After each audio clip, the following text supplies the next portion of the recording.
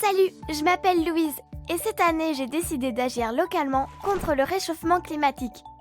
Tout ce qu'on entend dans les médias sur le climat et la pollution, je t'avoue que ça me fait flipper. Mais plutôt que de flipper toute seule dans mon coin, je me suis dit, agis. Mes parents m'ont conseillé de me renseigner auprès de notre communauté de communes. Tu savais, toi, que la communauté de communes Val-d'Ille-Aubigné avait mis en place un plan climat-air-énergie-territoire? On dit PCAET. Le PCAET comprend un diagnostic, des objectifs chiffrés et un plan d'action.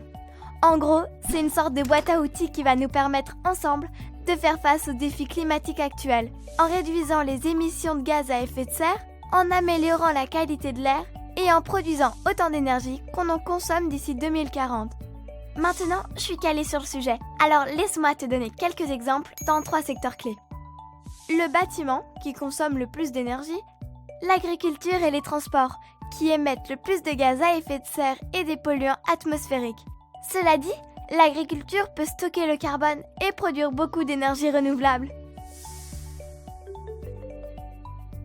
Le PCAET est là pour aider les habitants à mieux isoler leurs maisons et à utiliser des énergies renouvelables avec de nouvelles aides économiques, mais aussi un accompagnement et du conseil, rénover et construire des bâtiments publics à énergie positive, inciter les entreprises à utiliser davantage les énergies renouvelables et à économiser l'eau. Dans ce domaine, un plan bio territorial est lancé pour accompagner tous les agriculteurs vers des pratiques plus durables. De nombreuses solutions existent déjà. Par exemple, 95 km de haies ont déjà été replantées. Protéger et replanter le bocage permet en effet de stocker le carbone, produire du bois, abriter la biodiversité et retenir l'eau. La plateforme bois à Andouillé-Neuville permet ainsi de valoriser le bocage et alimentera un réseau de chaleur à Guipel. Autre exemple, la ferme du Petit Galop, qui produit sa propre électricité à partir de panneaux solaires.